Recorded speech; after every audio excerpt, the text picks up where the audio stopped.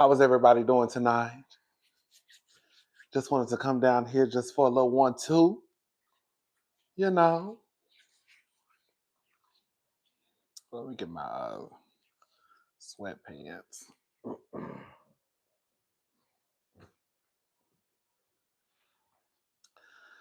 gonna wait for a few more people to get in, and then we're gonna go ahead and get started. I say this all the time, but I really need to go to the store after I get off of here. I need to go to the grocery store. So I'm gonna just wait a few more seconds, and then we're gonna go ahead and be in that thing. What's up? Hello. What's up, Miss Kitty? Mimi? What's up, Casey? And Latanya? What's going on, y'all?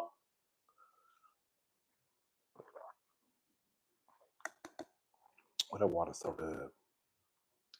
Thank you, Miss Purpose. What's up, E. Michelle? And Keisha? I left my phone. No, I didn't. Here it goes. What's up, Tabitha? And TS? What's up, Jackie Montrez? What's going on, baby? What's going on?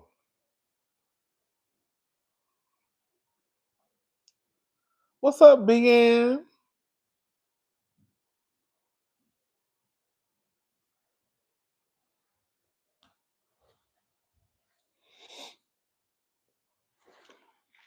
What's up, Makeup Unity and Tabitha?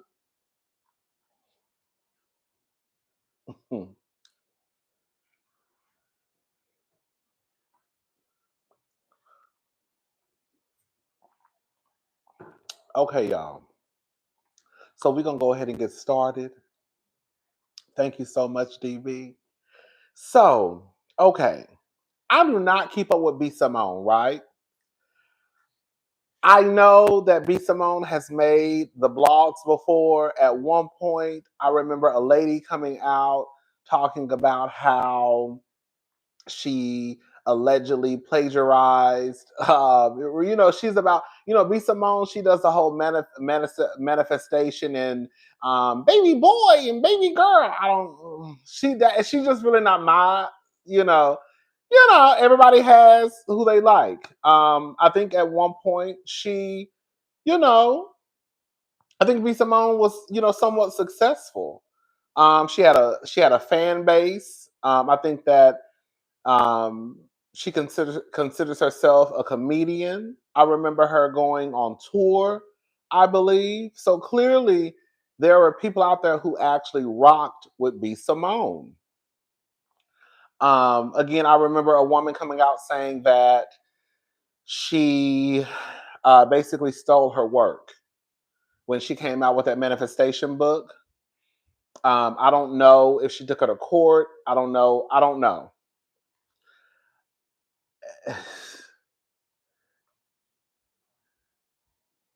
I do know, though, that sometimes I get that B. Simone can be annoying,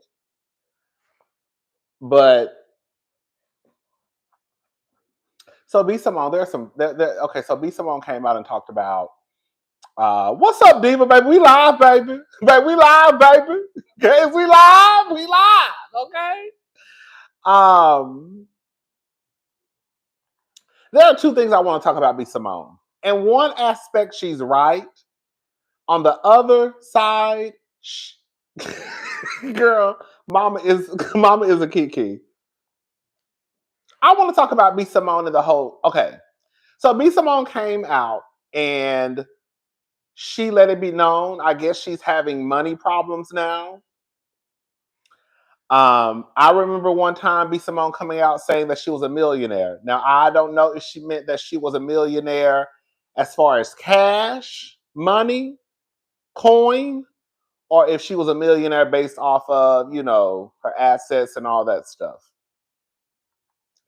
Well, how the whole conversation got started was because she came out and there was a clip that went viral. And she was talking about how she has to shop at H&M. So key. You know what the key is, y'all? This is the key. The key is While she over here talking about she got to shop at H&M. Let me show y'all something. Girl, I literally just received my email today about what to say.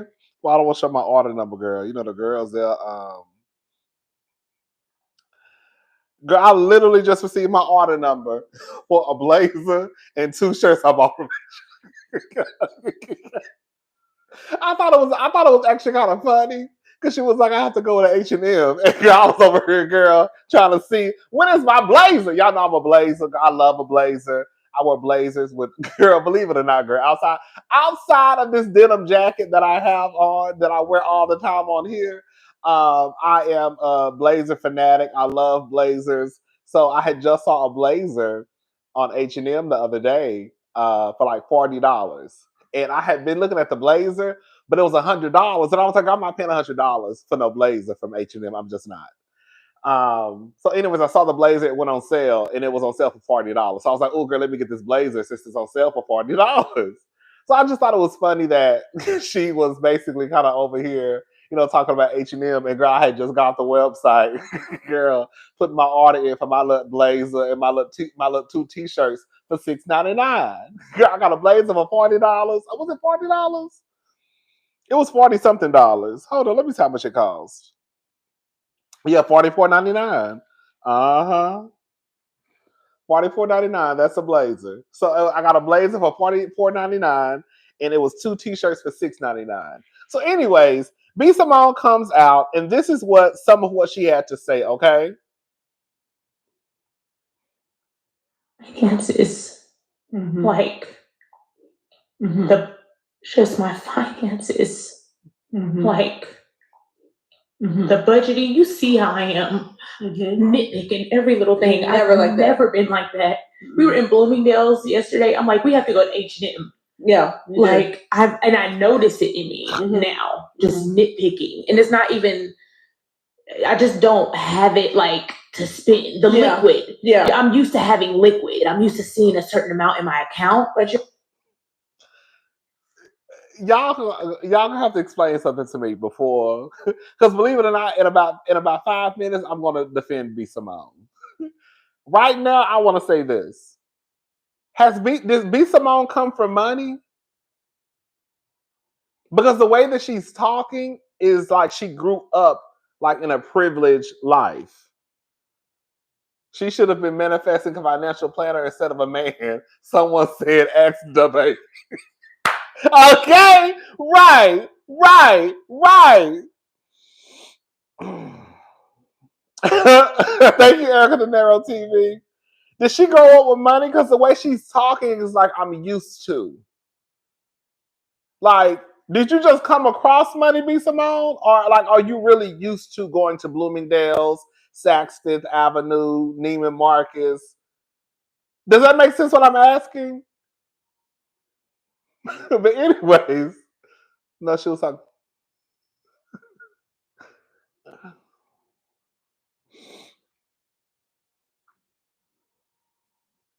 You think she grew up? Okay.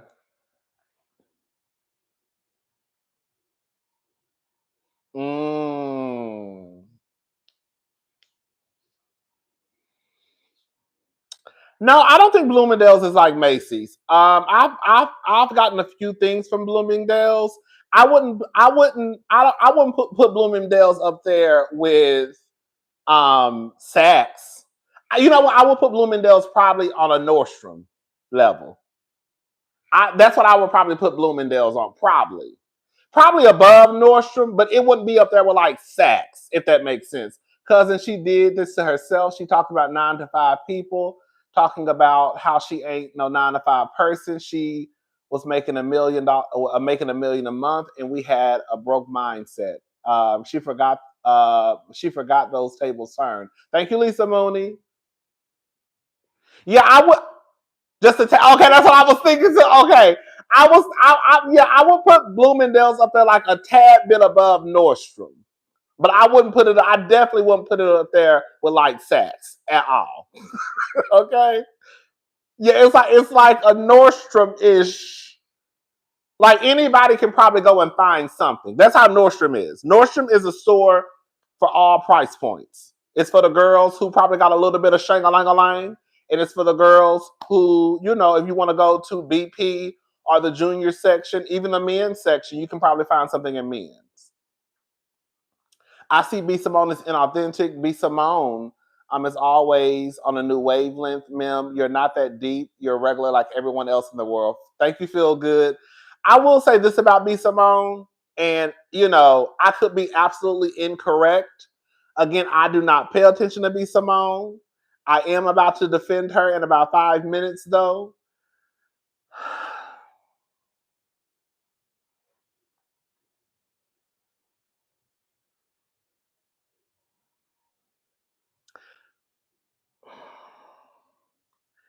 I don't know anything about B. Simone. I don't keep up with B. Simone like that. But what I get from B. Simone, she reminds me of one of those people who I don't want to say scammer, but she gives me like wherever she feels like she can make $1, that's what she's going to be for that day. So if I feel like I can make $1 off of the manifestation tip, then that's what I'm going to do. If I feel like I can make $1 off of, girl, believe in Jesus Christ, he's your Lord and Savior, like, girl, I can make $1 off the religious people, a grifter. Sure, y'all saying it. Come on, a grifter, y'all saying it. Like, if I can make $1 off of the religious folk, I'm gonna make $1 off of the religious folk, right? If I can make $1 off of, you better manifest, girl. Now I can make $1 off the girls who are into manifestation. That's what I always get from her. It never comes across. B. Simone, in my opinion, and I could be completely wrong. I don't know this lady. She does not come across as authentic to me when she speaks about certain things. Everything is a gimmick code for a scammer. Thank you, Feel Good. That's what she gives me. That's what she gives me.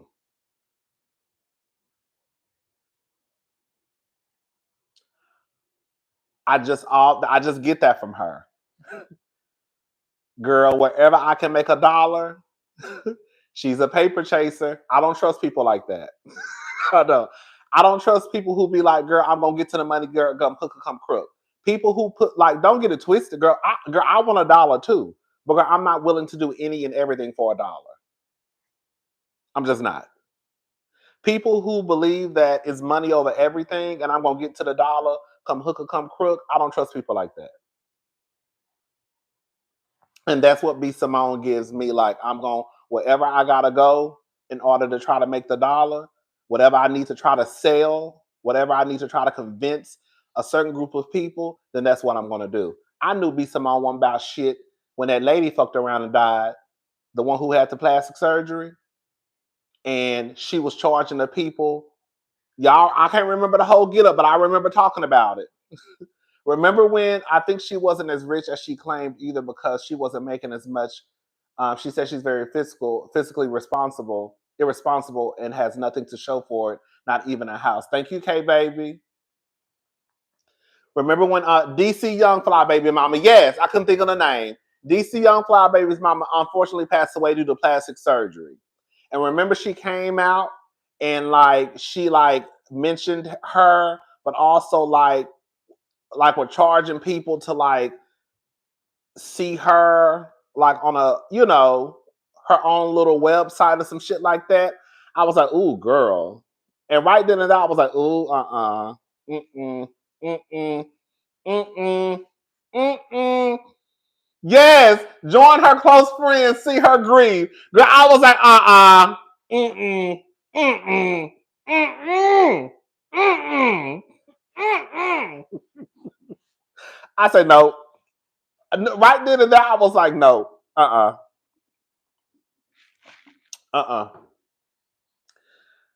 no. And I saw people trying to defend her, and I was like, girl, how can y'all defend this? Girl, it's literally right in your face.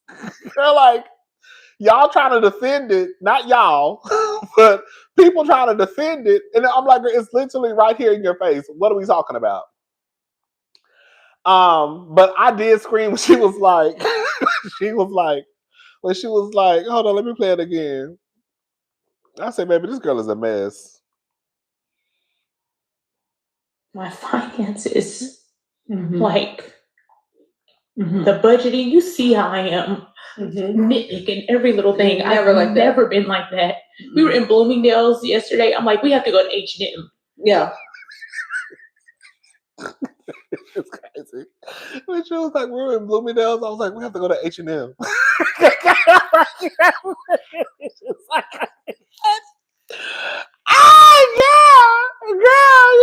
gotta go to H&M.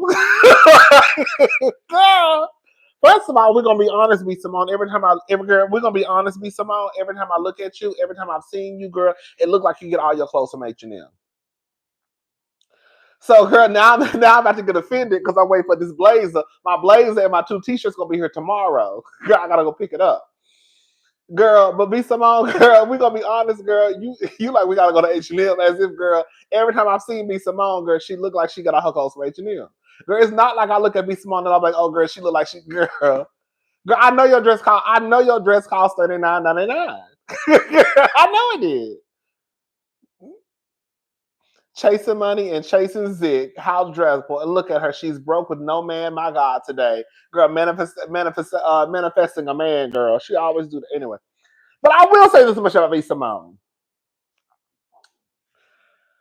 B Simone, I don't really, she doesn't click with me at all.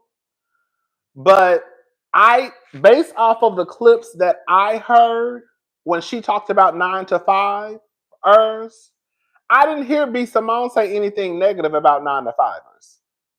I didn't. I thought she sounded less than smart. I just thought she sounded less than smart when she was talking, but for whatever reason, she didn't want to date a 9 to 5er, but I didn't hear her say anything negative about people that work 9 to 5 at all, based off the clips that I heard. So I was kind of surprised when I saw so many people like whacking her on the head. Like, I was kind of surprised when I saw so many people whacking her about the 9 to 5 comment, when I really honestly didn't hear her say anything bad about 9 to 5ers. She didn't want to date a 9 to 5er. She was on the podcast with her friend Megan. She said, sis, she did the girl so dirty. That woman was getting divorced, had postpartum, and she was away. Now she has another friend struggling. I heard something about her, the friend. Okay. I heard she did something about the friend needed some money. She was going through stuff. I really felt like I felt like the people who were mad at B Simone, they did the same thing to Ebony K. Williams too. I think they took a lot of what Ebony K. Williams said and twisted it to, to what they had to what they wanted to hear. I tried to go. These are the clips that I have. I remember talking about this before. This is the first clip. Where I manifested it. I'm trying to manifest a husband. Ain't nothing wrong with a nigga with a 9 to 5. I get it. They work hard. He needs to have a 9 to 5. Nothing is wrong. Nothing is wrong. You work hard. You have money. I get it. I need an entrepreneur. I need somebody that understands understands my mindset. Somebody that has the same lifestyle. It has to do with money, everything to do with lifestyle. Okay? When I'm in the bed at 3 a.m. checking emails, what you doing, babe? Working. What you doing? Working. Okay, love you. You want to have a flight tomorrow? I have a meeting in out of town. You want to go? I got let's go. Okay. You understand my life? You understand what I'm going through? I want to manifest that. What do you want in a man? What do you want? Let's start there. What do you want? Let's manifest it, baby. You can have it. Whatever you want, you can have it. Manifest that shit. Ain't nothing wrong with a nigga with a 9 to 5. Ain't nothing wrong with an entrepreneur ass nigga. Manifest whatever you want. I want to manifest an entrepreneur ass husband. I don't care what you do. Entrepreneur, graphic designer, sell t-shirts, sell drugs, rapper. You could be a rapper. I'll become a rapper, D-list. I don't give a fuck. Entrepreneur, okay? At this point, I'm about to rebuy my book.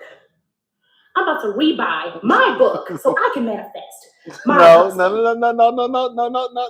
be Simone. You about to rebuy that lady's book because that lady said that you stole all her shit and girl, you plagiarized. So if anybody, you better buy that lady book. But yeah, be Simone, and even in this clip, let me play another clip. He can't have a 9 to 5. What? Why not? You don't want to have an honest job? I mean, he could be a hustling entrepreneur. So you want him to be you want CEO status? Yes. Okay, he can't so like, he can't clock in and clock out. No. Damn, I think entrepreneurs should date entrepreneurs. Okay, but still there's people who have really good jobs with vocational skills. If he's a mechanic. I'm sure, but no, you're not gonna understand my lifestyle. You're not gonna understand why I'm up at 3 a.m. Damn, you making this hard. Okay, all right. You know, he has to be an entrepreneur. A business owner. He getting one of them stimulus packages.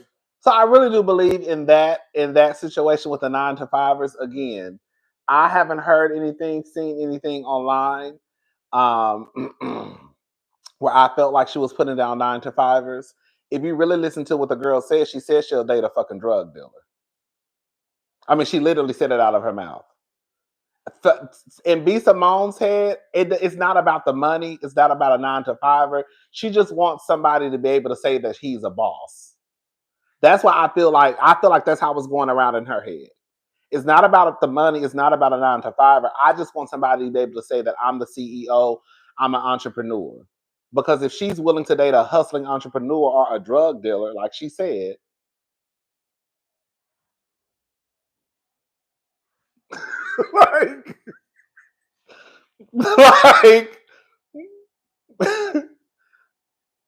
even though the fact of the matter is, what she does not know and what some people don't really realize is that for some people, not every person, for some people who are entrepreneurs, they probably work more than a person who has a 9 to 5.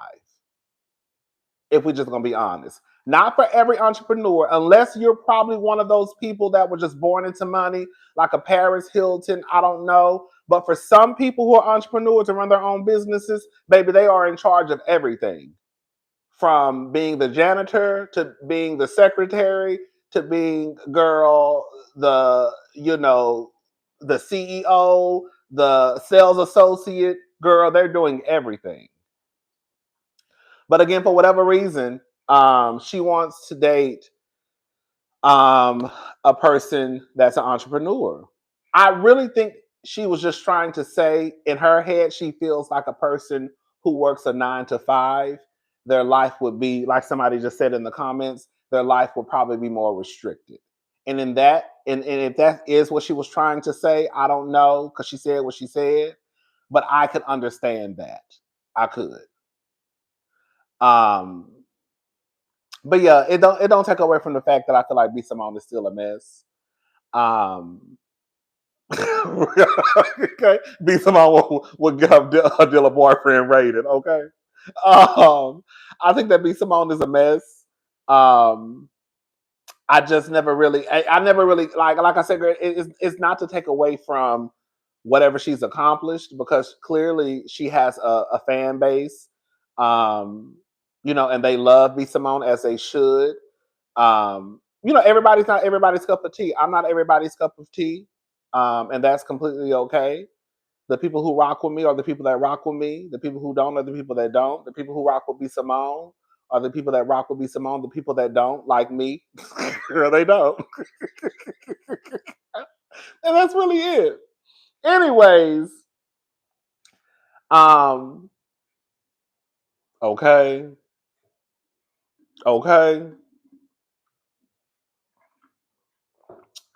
So let's go ahead and move on, y'all. That's all I really had to say about B. Simone. Oh, and another thing too, I felt about B. Simone. I went to her, let me just say this, and I could be incorrect. I went to her YouTube page because I really wanted some context. I wanted to see what more did she say about her finances and not the YouTube, the H&M and Bloomingdale's situation. So as I'm going, I'm trying to like skim through, trying to find like when I hear she might be talking about it. And somebody said it in the comments section. Again, I don't know this lady, so I could be completely wrong. But when I saw somebody say it in her comments, I said, okay, girl, I thought I was tripping. B. Simone seems like an energy vampire. Every time I would hear parts of that clip the video that this clip came from, it always appeared as though her friend was speaking life into her. But I don't know if the friend received that back. Like, it just seemed to me, based off of when I was trying to find what I was trying to find, I was like, why every time the video stopped, she's like speaking life into B. Simone. I said, oh, girl, she's an energy vampire, girl. I could not be her friend. I'm not, listen, girl. I'm not about to be every time, girl. No, girl, you good, you great, girl. That's gonna be every girl. No, you good. No, you're doing a great job. No, you're good. No, you're girl. I'm tired. Girl, a whole hour and 15 minutes and every time I would stop the video, girl, it was something with the friend saying, trying to hype her up. Girl, stop. I'll never forget her telling everyone she doesn't even shower often. How she trying to date when she's walking around with coochie smelling like corn chips raggedy. I didn't know that. Girl, I did not know that. Anyway, let's move on because we didn't spend too much time on B. Simone. Let's just go ahead and get into Porsha, baby Porsha.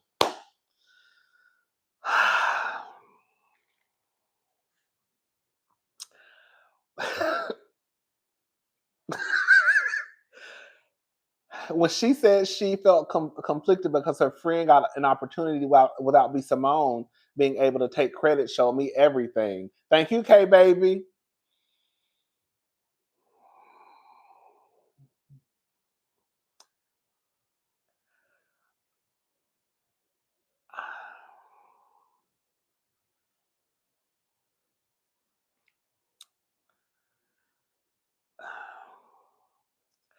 When I tell y'all, Porsha lives in her own universe, it is absolutely astonishing to me how she has somehow created this world. It's like Porsha's world and we're living in it. It's Porsha's world and we're living in it. So for those who don't know, Porsha did an exclusive with People magazine. And in the exclusive, she recreated Bernadine. So for those who don't know, Bernadine is a character that Angela Bassett played, one of her iconic characters that she played, probably underneath Tina Turner. Okay, I would say Tina Turner and Bernadine. I have watched Waiting to Exhale. I know, girl. I remember. Let me tell you how many times I watched Waiting to Exhale one time. So I stayed in the dormitories at Texas Southern University. So one Christmas, when you live in the dormitories, well, at the time, I don't know about now. When you lived in the dormitories back in the day, whenever it was holiday break or summer break, you would have to go home. Especially during Christmas break. Summer break, I think if you were in summer school, you could like pay to stay during summer school. But during Christmas break, you had to go home. Well, I didn't want to go home, and we'll just leave it at that. I didn't want to go home, so I was like begging to stay. in the dormitory. And so you have to just like, I had to basically like work the front desk, which was nothing because everybody was gone. It was like 4 or 5 of us living in the dormitory during Christmas break. So, and I remember every time I worked at HEB. I would go to work at HEB and then come and work the front desk. And I remember every day I got into Waiting to Excel. I remember I purchased the movie.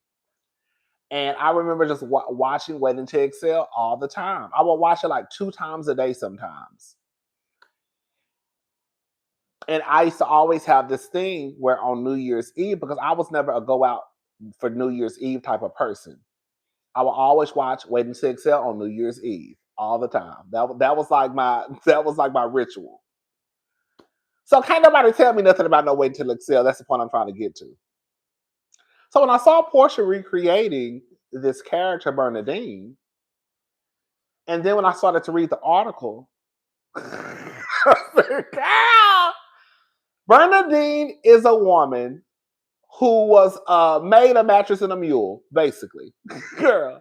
And she put all of her dreams and aspirations on hold to basically uplift her husband and support her husband and take care of the kids. Sending her kids to a school with number white people, girl.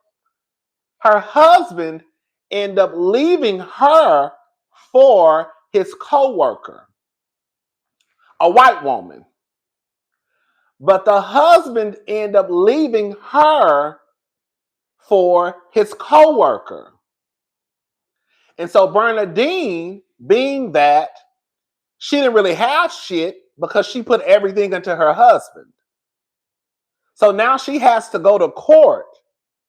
I was your lover and your secretary, working every day of the week. Come on. Okay. Good shout out to Mary J. Blige. Was at the job when no one else was there, helping you get on your feet. 11 years out of my life, and you can leave me at the drop of a dime. Swallow my fears, sit by your side. I should have left your ass 1,000 times. Okay. So listen. Bernadine was the lover and the secretary, working every day of the week. Was at the job when no one else is there, helping you get on your feet. Okay, girl. She started the goddamn company. Okay, that was a background to your foreground. All right. So this nigga left her. He walked into the house one night. They about to go out to dinner, and he was like, I'm leaving you for her. And she was like, she had that brush in her hand, and she was like, it's the bitch who keeps your books, huh? And then she was like, what are your business partners and friends supposed to say, think about this? And then he was like, it's the truth. He was like, the truth. The truth. He said, and then she said, it's a white bitch who keeps your books, huh? He said, would it be better if she was black? She said it'd be better if you were black. It's a white bitch that keeps your books, huh? Would it be better if she was black? It'd be better if you were black. I said, come on, bitch. I said, come on, Bernie. Get his ass. That's what she told her. It'd be better if you were black. I said, no, that's right. And so Bernadine left. So he left Bernadine. Baby, Bernadine set that whole shit on fire, baby. Bernadine, baby, when I tell you, baby, when I tell you Bernadine got all his shit, get your shit, and get out, girl. Baby, when I tell you, baby, she got all his shit, packed that shit up, and put it in a motherfucking car, and parked that car right in front of her house and set that whole motherfucker on fire. Girl, the fire department come knock on her door saying, ma'am, it's only legal to burn trash in the state of Arizona. Girl, she had that cigarette in her hand. She said it is trash. Yeah, bitch had the cigarette in her hand. Girl, he said, ma'am, you can only burn trash in the state of Arizona. And then she said, it is trash. Then he said, ma'am, this is a nice neighborhood. And then he was like, something later happened. She was like, oh, it won't happen again. And she slammed the door and went back to watching cartoons. So for Porsha to recreate Bernadine, a woman who was married to a man for 11 years and foolishly held him up while she stood in the back. The nigga left her and didn't want to pretty much give her nothing. She had to take the nigga to court to get what was hers.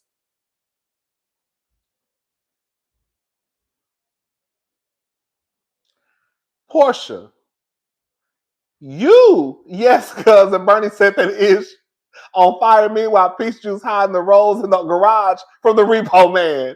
Porsha, you actually walked into your coworker's home. See. Angela's husband left her, not Angela. Bernadine's husband left her for his coworker. Porsha walked into her coworker's home and walked out with her husband and her Hennessy. So I was like, you got the wrong character. Now I'm going to give y'all the other two characters who Porsha probably should have recreated. Whitney Houston. Okay? Her character was a woman named Savannah. Delilah with the new teeth got some nerve. Explain why you stole your coworker's Malibu rum, yellowtail wine, and a fish plate in a Kato's fashion bag. Bernadine kept her house and then some. Thank you. Savannah was a woman who was involved with a married man. So anytime y'all hear people say he's a good man, Savannah, that is one of the most iconic lines that comes from Waiting to Excel. Savannah's mama was a single woman, and she just wanted Savannah to have a man come hook or come crook. Even if the man was married, Savannah mama didn't care because I just need you to have a man. He's just in a bad situation right now. Why don't you fucking marry him then, mama? So she said he's a good man, Savannah. He's just in a bad situation right now. Okay? She could have played Savannah. Baby, come on. Just like that. Come on. Because really and truly, if we're going to be honest, what they should have did was recreate Savannah and her mama and Dirty Diana. Dirty Diana! Girl, Dirty Diana should have been Savannah's mama and Porsha should have been Savannah. If we're gonna recreate anything, girl, Diane should have been Savannah's mama, and Savannah and Porsha should have been Savannah. And they should have recreated that scene where you had Miss Diane on the phone talking about he's a good man, Savannah. He's a good man, Porsha. He's just in a situation right now.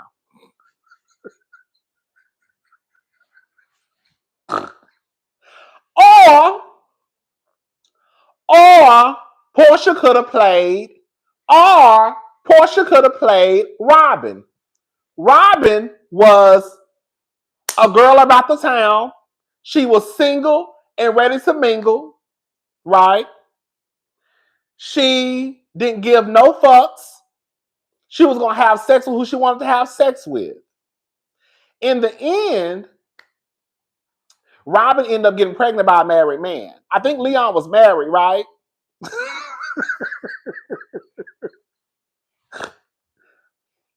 I think Leon, which was, okay. Leon is Cynthia's baby daddy. So I think Robin ended up getting, many times I watched the movie, Robin ended up getting pregnant by Leon. And she's going to keep the baby. She had already had one having baby before then. So all I'm saying is for Porsha to come down to the People magazine and for Dave Quinn and People magazine to play in my motherfucking face, knowing damn well Porsha is not in sync with, she does not align with anything that Bernadine went through in Waiting to Excel. If I was Terry McMillan, if I was Angela Bassett, I would be offended that y'all have tried to twist what that story is and try and act like Porsha, who was over there. And we know the story with Porsha and Simon. Somehow she just turned into Bernadine. No. She should have been more like Savannah and a little bit of Robin. If we're going to be honest, Porsha should have been more of Savannah with a little bit of Robin. And Miss Diane should have been Savannah's mama on the phone.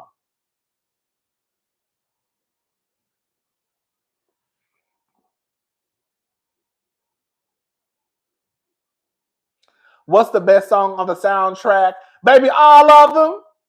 Baby, all of them. Baby, I know, baby. Even Shantae Moore, she got a song. She don't even sing no words, baby. She just be humming.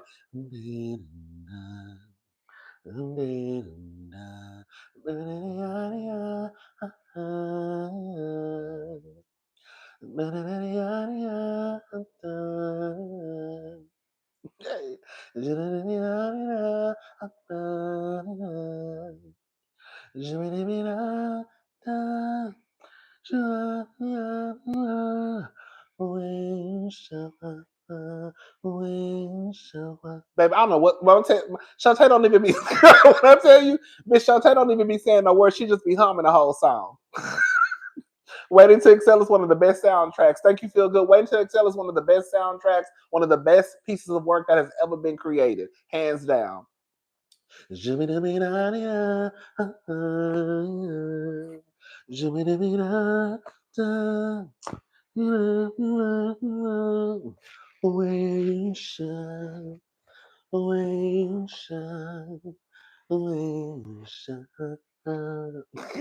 shout out to Shantae Moore. Shout out to Shantae Moore. Yes, all of the songs, baby. All of the songs. How could you call her baby, girl? Girl, SWV.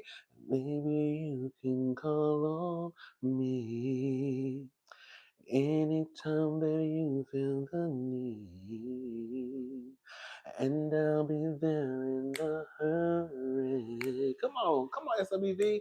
Giving you the best of me. Yes! Okay. The Waiting to Excel theme came from the creative director at People's Magazine, not Peach Juice. Girl, whoever it came through, Porsha knew that she wasn't no goddamn Bernadine out of everybody, and People Magazine knew that she wasn't no goddamn Bernadine. Whoever came up with the idea, Porsha should have said, no, this not gonna look right. Okay? I just don't understand how Porsha keeps getting past, and she must be shaking those bones from Dirty Diana Lemon Pepper Wings or something. Okay? It is so weird to me. And I was like, girl, Porsha really lives in her own world. Because there is no black person there is no person who has watched Waiting to Excel and they know Porsha's story and they would align Porsha with Bernadine. Nobody. There is no way you can honestly say that you have watched Waiting to Excel and you would say that the character that Porsha aligns with the most is Bernadine.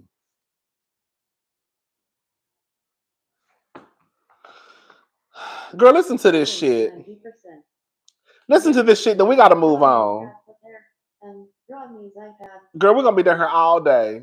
I knew I shouldn't have did what I did before I got on here. I'm gonna tell y'all what I did. I knew I shouldn't have did it. Girl, I was feeling my energy was low. And I was gonna drink some coffee, but not to put y'all in my business. You know, sometimes coffee can upset your stomach. So I was like, I don't want to drink coffee right now because if, you know, my stomach becomes upset, girl, I'm going to be on live and I'm going to have to end the live. So I was like, I'm not just going to drink no coffee. So, girl, I went there and poured me a little bit of girl. And as you could tell, she's starting to kick in. So I went and poured me a little glass. Girl, and she's starting to kick in, girl. Okay.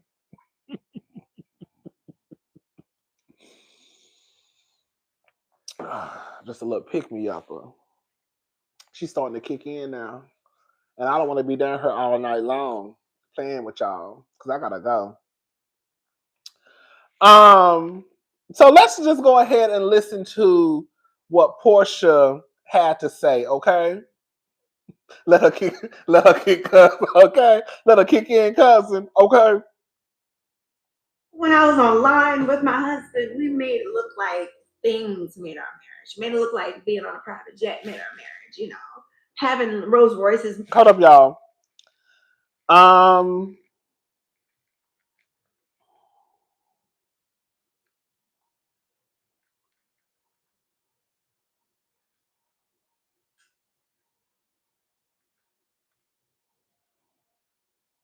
Them folks at People ain't seen Wait Until Excel. They really haven't. They couldn't have. Not playing in my face like that. They couldn't have. Thank you. Made our marriage, and all this stuff made our marriage. It's not what made our marriage. What made our marriage was us. The love we had, the way he stuck by my side, the way I stuck by his side, the way we didn't give a damn about what nobody had to say about us. And now I'm having to get that same strength from within because I can't reach to him and get it. You know what I mean? And at the same time, I'm battling him. I'm battling the person who I love. Like that, it's the worst thing ever. Like I really don't wish divorce on anybody. I don't wish a horrible breakup on anyone, because when you allow your brain and your heart to connect with someone and your energy to connect with someone like that, and then you have to battle them, it is like the worst nightmare you could ever experience. It really is. I don't know. It's lonely. I can't connect with other men. You know, it's like people trying to introduce me, but it's just when it's not the same, it's not the same. So I'm gonna do it different this time. I'm gonna be alone until I'm whole. I don't give a fuck what that means. I'm sorry. I need to pay. This is why I need a Patreon. Girl, Porsha is fucking nuts. Yeah. I don't care. I don't care. I don't care. I don't care. I should not say that, but Porsha is fucking nuts to me. I don't care what none of y'all say. Girl, I don't care. Porsha is psychotic to me. Girl, Porsha has literally created this fantasy in her world. Porsha was married to this man for 15 fucking months. Let's be very clear. Porsha was married to this man for 15 months. And the way she's acting as if, girl, technically you were still considered a fucking newlywed. But you didn't know his immigration status. Oh, girl. Like, girl, you were married to this man for 15 months. Girl, still considered a newlywed. And the way Porsha is down here recreating these Bernadine photos and scenes as if, girl, she just gave this man the best years of her life. Girl, I was your lover and your secretary. I started this damn company. Okay?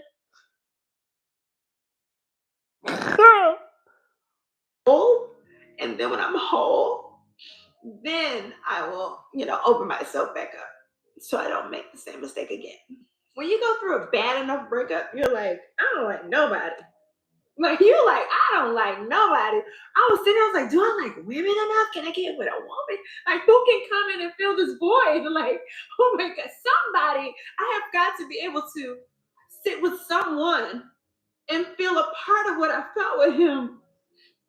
But I don't yet. It'll come. It'll come. But I'm like,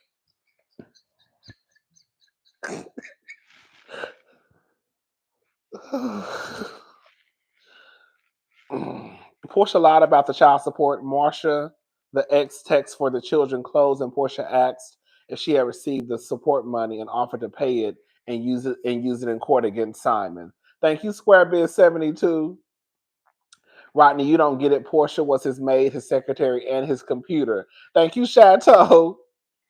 Baby, let's just listen, baby.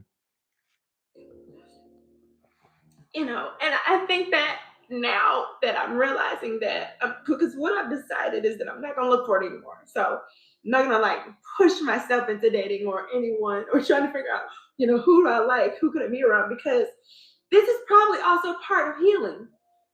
I mean, just sitting with this, sitting with being alone, sitting with the loss and let myself heal the loss. And I know I'm crying right now, but I feel good every day, each day. I get better each day. I feel stronger. But I ain't gonna lie, it's hard. It's hard living lonely when you know you have to live lonely for a while. Well, now that my divorce is finalized, yes, I'm finally able to exhale. I really am. It comes with mixed feelings. It's probably more of like, it's not like a smooth, like, it's like, because it's not smooth yet. Like, it's kind of surreal. I mean, divorces are so long and drawn out and so ugly. But I'm just glad not to be in the fight anymore. I'm glad not to battle anymore. I really hope that I can just send love out and be done with like fighting and protecting myself and being in defense mode. I'm just ready to move on and live. I really am. I'm ready for what's next. I really, really am. And I forgive myself and I truly forgive him. And I'm done with the animosity. And I'm done with what could have been. And I'm also done fantasizing about what it could have been. Because when you have a marriage like mine, I'm done with Porsha. This is such bad acting. It really is. It really is. Porsha just up there lying, wasting on people's time, like she's like she lost all her good years to a man when she only lost 15 minutes. That's what I'm saying. Porsha is acting like, girl, she met this man at 25, and girl, she put all her dreams and hopes and goals and aspirations on hold. Even though, girl, we will say this, Porsha, you did give up your $2 million check to go be with a motherfucking scammer. Ain't no way, ain't none of y'all gonna convince me that Porsha doing that shit made sense. Porsha is a mess, girl. Porsha has created this lie, and it is weird that some people are buying it. I just like, and I'm just gonna put it out there. Porsha should get fired for this motherfucking interview, and I'm gonna tell you why. What Porsha did ain't too much no different than what Robin did. Porsha literally was at one point getting paid $1.6 to $2 million per season. Now, how much she's getting paid this season, I don't know, but she's probably still considered one of the highest paid. So, girl, for you to go take your story, go over to people, tell people your story, when, girl, we literally paying you millions of dollars to tell your story over here, girl, ain't no different than Robin going behind that paywall telling her story for $5. Porsha would be gone. Porsha would be gone. Porsha would be gone. The same way Robin ass is gone. Porsha would be out the door. Girl, we paying y'all too much money to tell y'all business for you to go over here and tell your business to People Magazine. What's the whole purpose of us paying you all this money that we're paying you to tell your business if you're not going to tell your business, but you're going to go over to People and tell your business? What is the point of me paying you $1.6 to $2 million to tell your business, but you don't tell your business, but then you go over to People Magazine and tell your business? When that's the whole purpose of you being on this show, is for me to pay you to tell your business. Girl, Porsha will be out the door. I felt the same way, and don't even get in my comments talking about Kenya. I felt the same way. I said I definitely understand why they fired Kenya, or they had an issue with Kenya. They lowballed Kenya, whatever it was that Kenya did. I mean, whatever happened with Kenya when she didn't come back that season. I said, girl, how you get married off camera? The whole purpose of the show. That's one of the whole purposes of the show. Andy already sick of her because she lied about her divorce. She ain't playing this. She's not playing this smart at all. Thank you, K baby. I really do believe in Kenya and all of them. Girl, there are some things you don't have to expose. But girl, how you gonna run off and go get married? You gone. Girl, how you gonna not tell your business, but you go to another outlet and tell it? You gone. Robin, how you not gonna tell your business over here, but then you go over to your paywall and tell it? Girl, you gone. Girl, I would be getting the girls up out of there. I'm not paying y'all all this money for you to just sit back and just be secretive and to create these fake ass storylines with Drew. She will be out of there. Anyways, let's go ahead and move on, y'all, because we're getting behind schedule. So Kelli and Britt. Kelli did an interview with Entertainment Tonight, I believe, and she addressed last night's episode. So let's take a listen to Kelli and Britt. For those who don't know, Kelli and Bang Bang, as what I call her, they had a little 1-2. They had a little, back and forth. To me, I felt like Kelli won. She only lost because she walked off. But I felt like the majority of people, they were on Bang Bang. They felt like Bang Bang demolished Kelli. It wasn't no demolishing, girl. It wasn't a Kenya versus Nene. It wasn't a Claudia versus Nene. It was nowhere near that at all. Bang Bang, to me, in my honest opinion, she didn't just tear up her. In my opinion. But again, I'm on the outside because most people thought that Bang Bang won.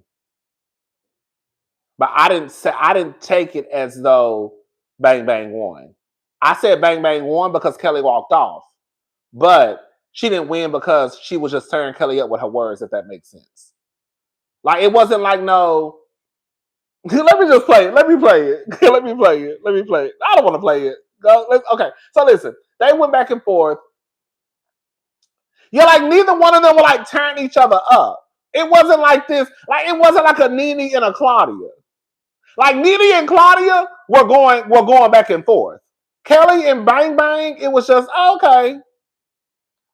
It was cute. She called her a hobbit. I thought that was funny. But I don't think that's eating her up in a way. Like Eva, thank you. Eva ate Marlo up. Like Eva ate Marlo up when they were in Japan. Eva ate Marlo up.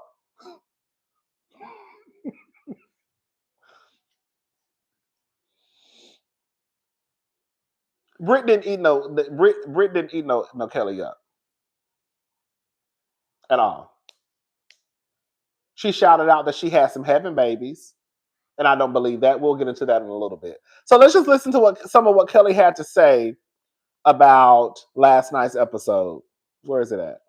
Oh, wrong one. The one episode that I did not look forward to is the one episode where I wish that if I could not take it back, but I'm just disappointed with what truly transpired and very hurt by the things that were said. You can't bring up abortion. Well, she's trying to call me a pill popper. Hey, if you gonna get it, be sure to take it. That was bitch. She's a house. Is there backstory there? Did she pull this out of nowhere? Let me just always say this. It's my body and my choice. Nothing had transpired with Britt and I where, I had talked to her about abortions. I had her pick me up from an abortion, it wasn't anything that happened between her and I where that was discussed ever out of any moment or time in our friendship. And it's hurtful that she would just blatantly come on national television and tell a lie.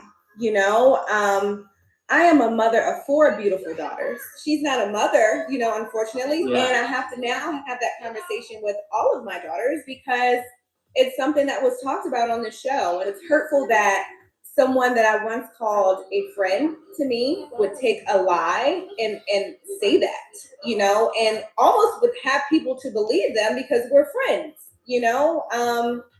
So I'm curious to see, and we never even got down to the bottom of it, why that statement was said. Your hands are not clean in this situation either. You made no. Well, you better talk to your motherfucking roommate. You better talk to your girl. You're so cute. Match point. Why did that come out of your mouth? The statement that I made, unlike hers, was very truthful.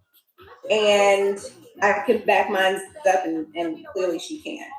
So I think, to be concerned about, whatever, It's the truth. Tell me when you didn't put pills on the table. Well, the pill she offered me was just a little Advil PM. I didn't get the Propofol Michael Jackson special.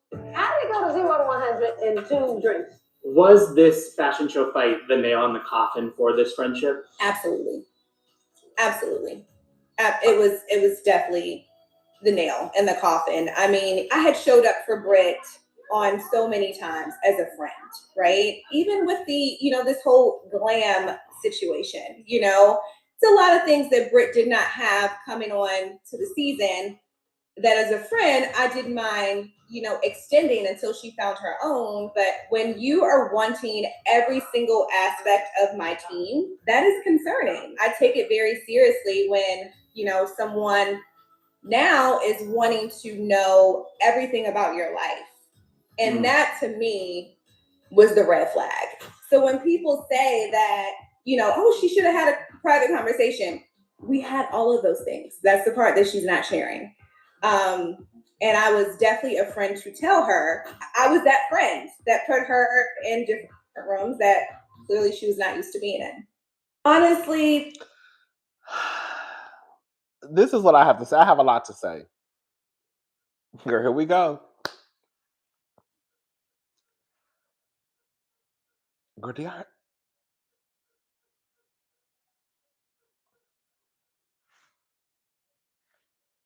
hear my roommates? Not roommates. Girl, I ain't got no roommates. Do y'all hear my neighbors having sex? Do y'all hear that squeaking noise? Anyways, I told you one of my neighbors be fucking boots. Anyways, so I didn't care. Angela stated today on Carlos King that it was Phaedra who hired Marcus to accuse Charles of cheating. Phaedra still her evil self. Thank you, SquareBiz72. So this episode is made to make is what made Brit skip reunion, huh? Thank you, K. Dennis. I think that Brit skipped the reunion because I think that Brit is a bona fide liar. Because the reality is there's nothing really that had transpired this season that will make Brit not go to the reunion. I think that I really feel that Bang Bang's entire existence on the show was a bona fide lie. I do. Kenya not going to the reunion. So it's really not, girl, at that point, you really had it to kind of move any way you wanted to move. But because you pretty much lied the whole season, then that's why you didn't come to the reunion. And then she gets down to the internet and then she says this, after I guess she caught wind that Kelli had did the interview, Brit puts online, she better keep it on the playground before I provide the receipts on who it was by while she was married.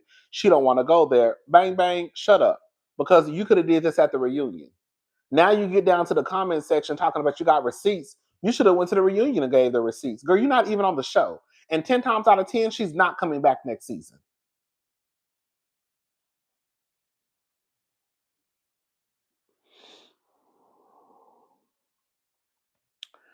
I believe Kelli when she says that Bang Bang pretty much tried to take her entire team. I believe Kelli based off of what I have seen from Kelli this season. Kelli has not only had 1, not 2, not 3, not 4, not 5, not 6, but probably 6 or 7 events in one season.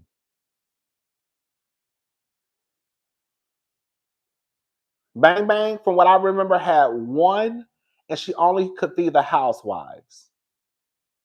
And then it wasn't until last night she finally invited a housewife and a friend to her home. So all I'm saying is based off of what Kelli has shown us this season and what Brit has shown us this season, more than likely Kelli did put Brit or try to help Brit out as much as she could and not vice versa.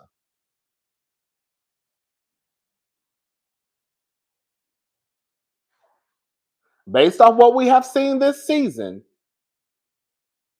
Kelli more than likely assisted Brit as much as she could and not vice versa.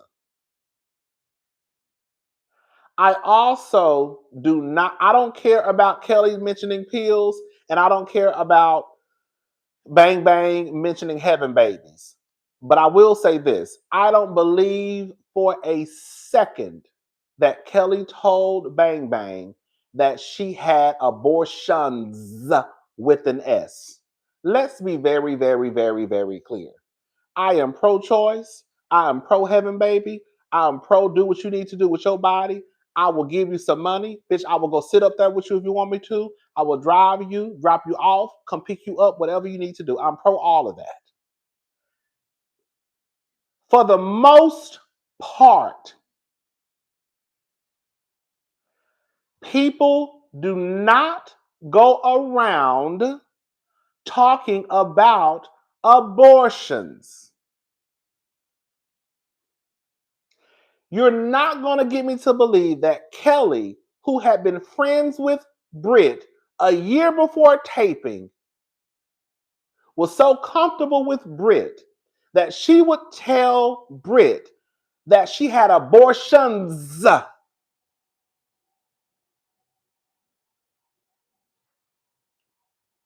Girl, people don't talk about abortions casually like that. And y'all fucking know that.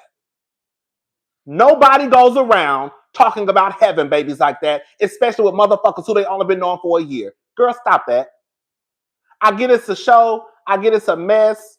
I get that we want to, be up in the mess and talk about the mess. But some shit y'all know just don't happen. How many people go around here telling someone who they've been friends with for only a year that they had multiple abortions while they were married? Girl.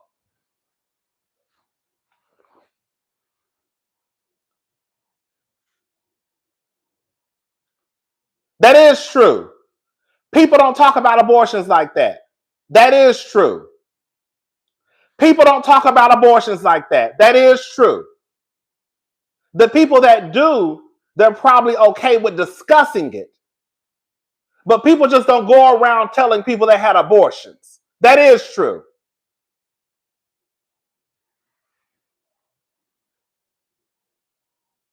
And you ain't telling no bitch who you've been knowing only for a year that you had multiple abortions in your marriage. Girl, stop. Girl, stop. You're not telling somebody who you only been knowing a year that you had multiple abortions while you were married. Girl, stop. Y'all not telling no shit like that. Most people are not.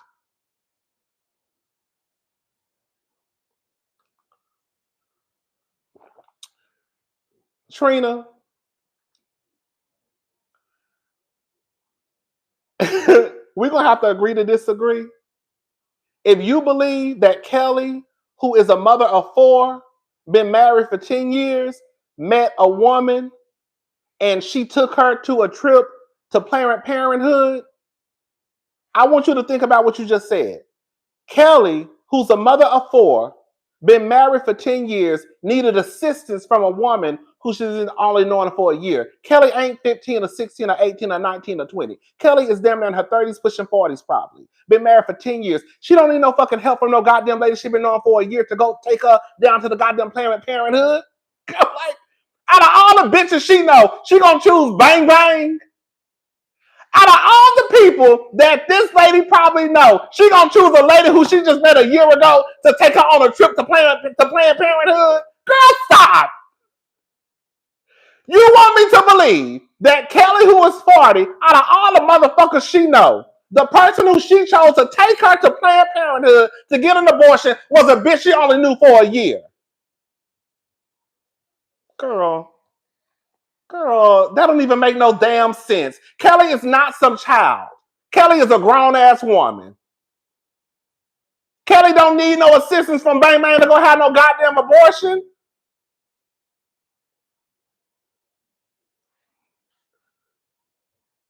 Girl, what are we talking about? Like, what are we talking about? Do y'all even hear how that sounds? Girl, that don't even make no sense and y'all know it.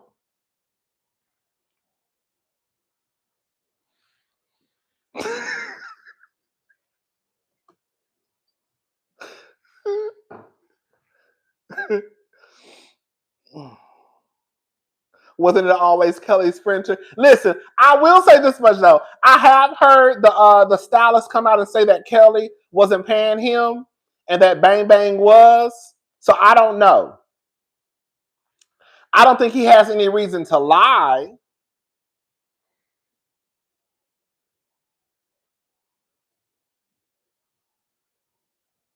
I don't think that she has any reason to lie. He has any reason to lie, but he did say online that Kelly wasn't paying her bills when it came. I can't remember exactly what he said, but he did say that Kelly wasn't paying her bills and Bang Bang was.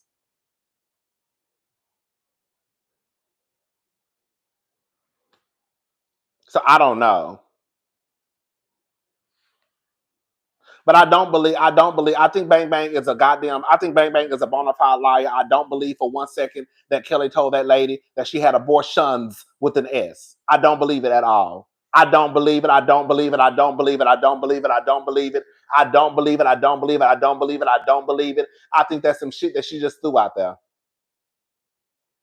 I don't believe Kelly for 1 second told that lady who she only been known for a year that I had abortions while I was married. Girl.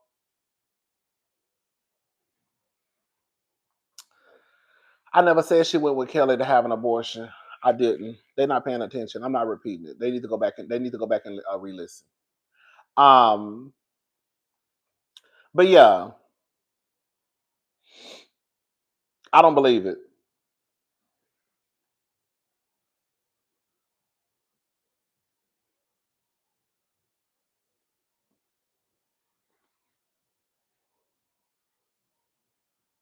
Because we all know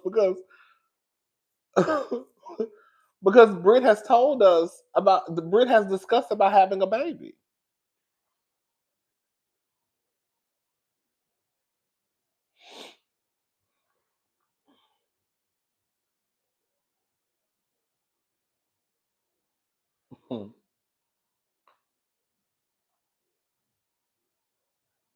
Oh, honestly, Bang Bang probably wasn't lying about Shamia. I mean, girl, it's hard for me to believe it, but somebody else said Shamia did the same thing with Sheree.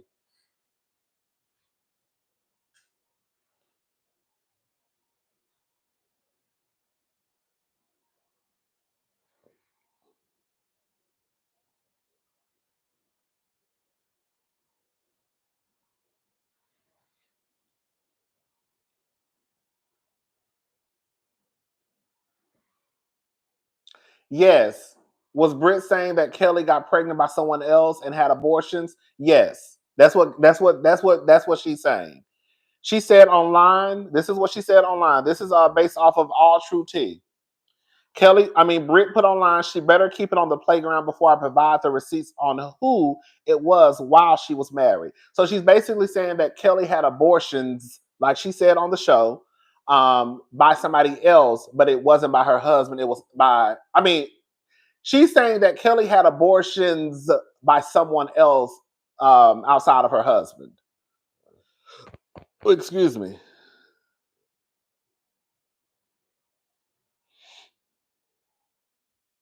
But even if Kelly did, but I say this much, even if Kelly did have an abortion by her husband, I would too. Hello? But even if she did, even if she had an abortion by her husband and not her husband, girl, okay. Okay. I'm saying I just think Bang Bang is lying about it.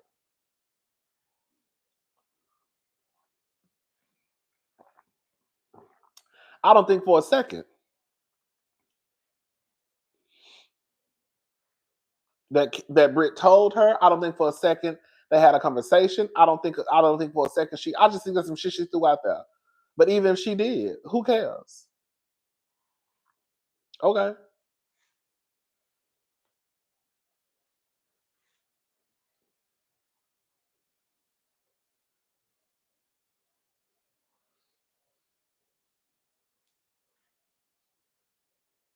Anyways, so yeah.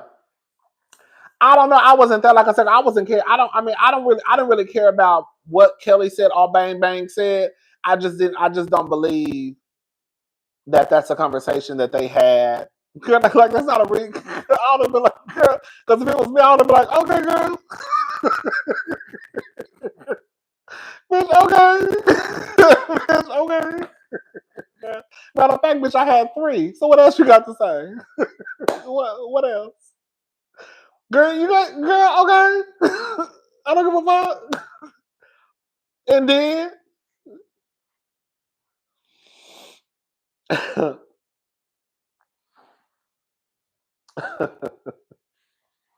anyways, but yeah. I don't want to hear nothing Brit got to say because the truth of the matter is, Brit, you didn't go to the reunion. You girl, and can I tell y'all something? Girl, what we're not going to do is because y'all think that Brit had one win that all of a sudden that means that she should come back. Let me tell y'all something. Brit is not a housewife. Brit is cosplaying as a housewife. Be very clear. If Brit was really that girl, let's just call a thing a thing. You're not using Kelly's Glam Squad because if you're that girl, you already have all of your stuff situated. I spoke to someone, I spoke to someone who has done Kenya Moore's makeup, so he knows firsthand how this shit works. And I believe he said in the comment section also that 90% of the time they don't use glam. They don't use the same glam squad. I tried to tell y'all.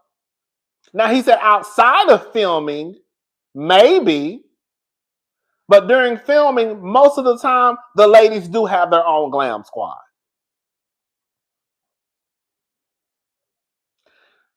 Brit is not that girl.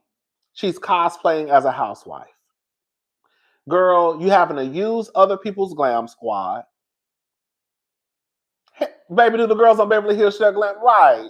No. You ain't never seen Erica Jane or Dorit share no glam squad. You ain't never seen Bose or Garcelle share a glam squad. You ain't never seen Jennifer Tilly and Sutton share a glam squad. Like the girls do not share glam squads on Housewives. They just don't. Especially while they're filming. Now they could probably share a glam squad when they're probably not filming. They probably share a glam squad when, they're doing promotions for the show. But for the most part, you don't see the girls sharing glam squads while they're filming. I don't watch a lot of Housewives. I don't see the girls sharing glam like that. And when they do, it happens to be a situation like this. Because the truth of the matter is, Bang Bang did look better in her clothes than Kelly. But somebody else made a good point too. Somebody said what it probably is. The reason why Bang Bang looks better in her clothes is because Bang Bang is taller. If you think about it, Drew and Porsha were probably sharing a makeup artist this season because Porsha was gone for several years and came back. Thank you, Chateau. I could see that. And then what's so crazy is eventually it didn't work out because the man only had, or the woman person, I don't know, had only 15 minutes to do Porsha's makeup. That's why I was saying, girl, there's no way these girls really share glam like that because it's not like they live in the same house, girl, the same side of town. You mean to tell me we all have to be at the Ballman store at 5 o'clock? How are they going to share the same glam person if we got to be there at 5 o'clock? So you going to get your makeup done in the morning? And then he going to come do mine? And then he going to come back and then refreshing your makeup up? But anyway, back to Brit.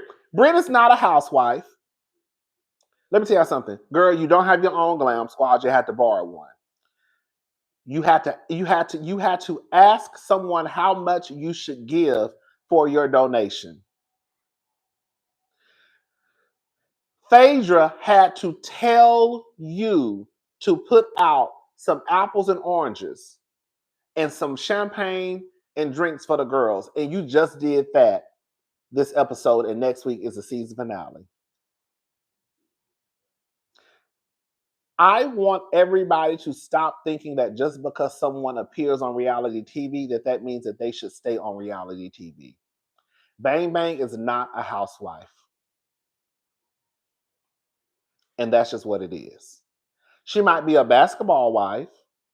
She might be a baddies over there with Natalie, but she is not a real housewife. And that's just what it is. Nothing about her screams housewife. If Phaedra has to tell you to put out some crackers and cheese for the girls, and you finally get it an episode before the season finale,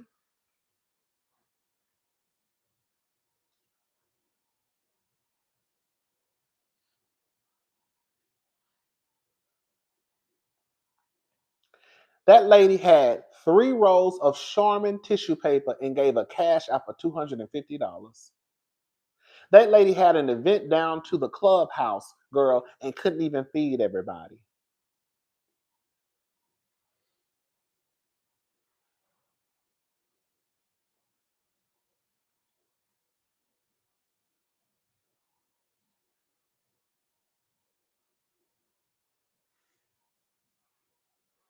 That's not a housewife, baby. That's not a housewife. While I believe, I don't give a damn what nobody say. Kelli is more of a housewife than most of the girls on this season, if we're going to be honest about it.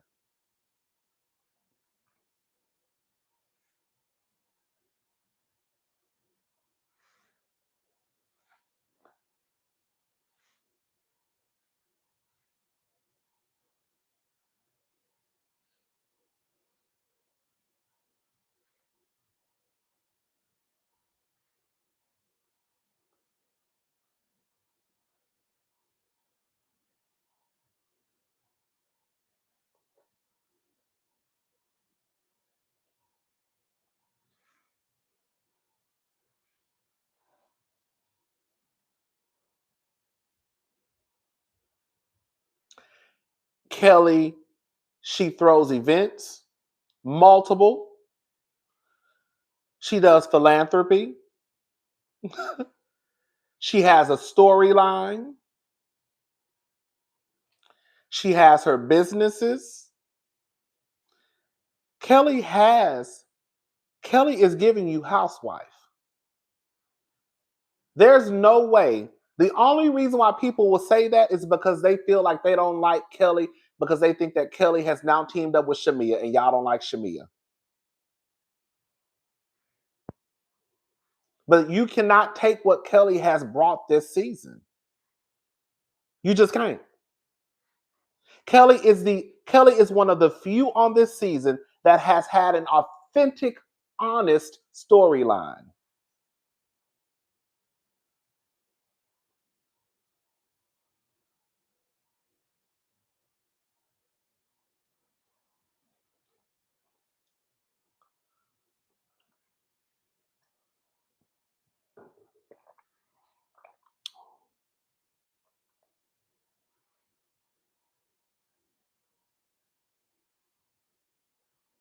Nobody gonna convince me that girl, and they look at Kelli as a housewife this season, that she wasn't a good housewife. Kelli was a good housewife.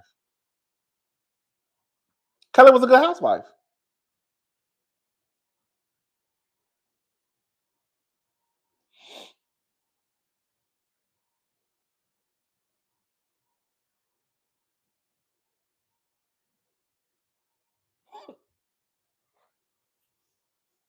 I think she was.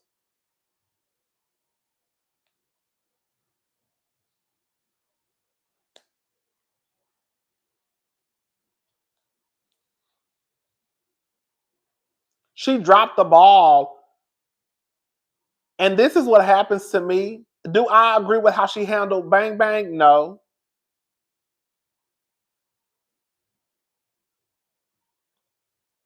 But again, for the most part, if you really paid attention to the season, there's no way that nobody gonna convince me that they felt like Kelli really wasn't a good housewife her first season. Oh, girl, my TV came on, child.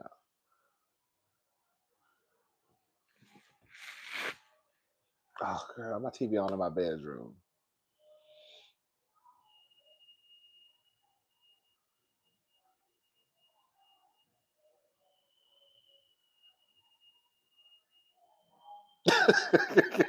Come on.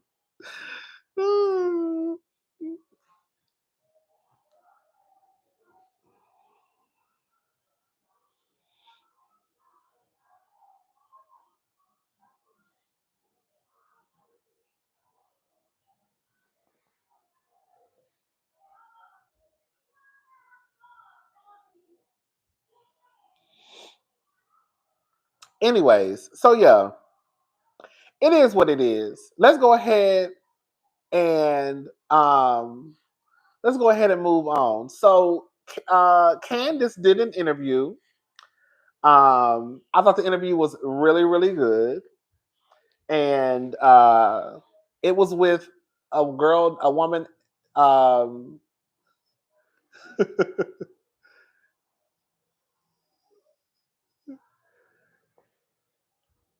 If I were the new employee, I would be on Shamika's side. Shamila's.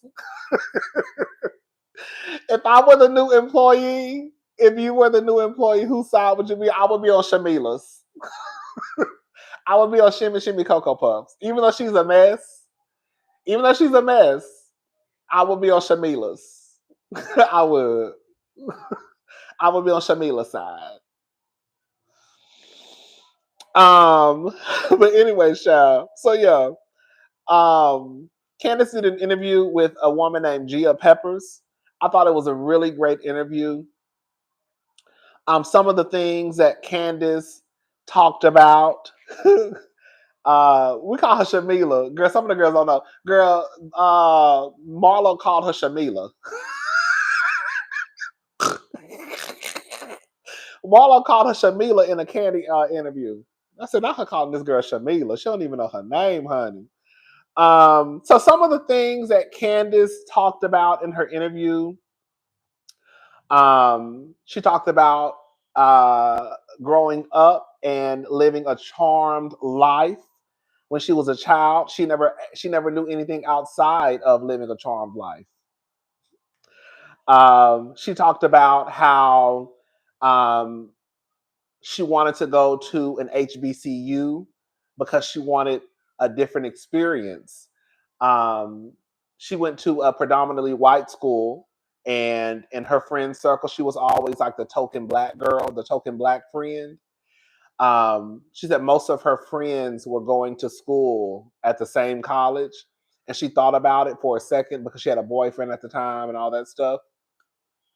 But then she decided to go to Howard University, and she said it really kind of just like opened up her mind to a whole nother like a whole nother world. It's so crazy, and it's not about me. We'll talk about that another day. One of the questions that I thought was a good question, the interviewer asked her. The interviewer asked her, "How did it feel growing up and your mom being a therapist?" I thought that was a good question. And she basically said that it was like always a diagnosis with Aunt Dottie. And like she said, you couldn't really have a meltdown. So like with her mother, it was always like Miss Dorothy had to always put a label on something. Like it couldn't just be like an in-between. You know what I'm saying? And if they couldn't figure it out, then we got to go talk to somebody. Okay. I bet she probably was a mess.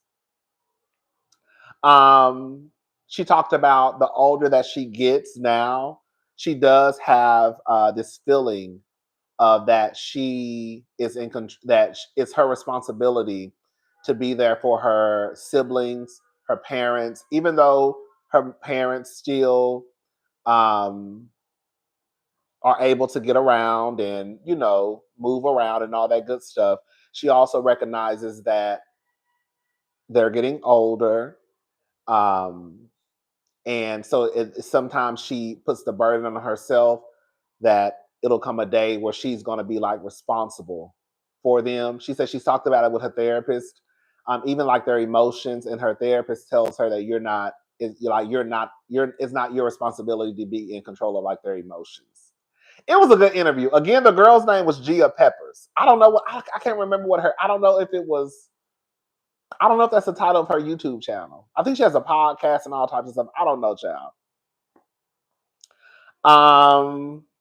She talked about having pride in her home. She keeps a very pristine home, and she realized that now having a son, that she had to let some of that go.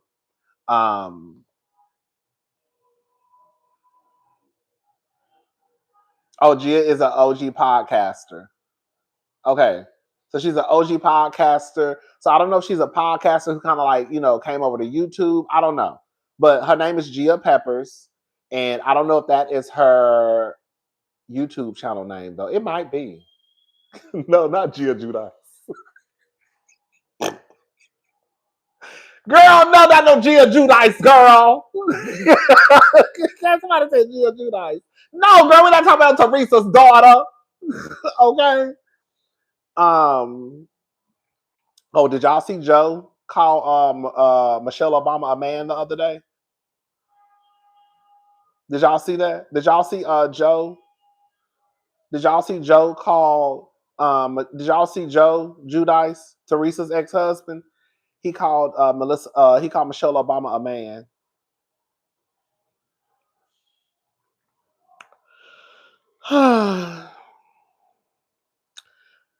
So this is some of what she had to say. Also, I'm going to play the audio. I need to go turn my TV off because I forgot that I had it on mute. And it's getting on my nerves. So this is one thing that she spoke about down to the podcast. What a weirdo white.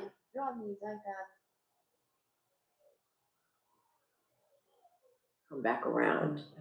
And for me, the people were never my birth. Oh, okay. So in this clip, she's talking about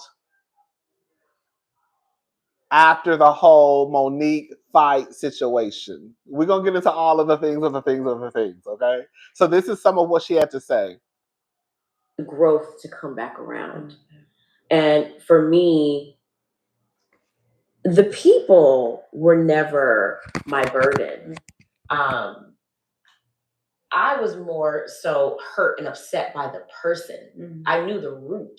I knew where it came from. Right. That's what really took me out. Yeah. And you have to know who you are. You have to know whose you are. Yes. And I never forgot that. So people saying, whatever stuff, like, girl, your bed sheets are dirty. Yeah. Go wash that towel that you've been drying your body with for 3 weeks. That is growing bacteria. Okay. Worry about that. Okay. Is this the clip that I want to play? Hold up. Let me make sure. Okay. So this is where she kind of talks about what happened season 5 fight night. Okay. I think this is the clip. I have so many clips. Hold on. I think this is it, though.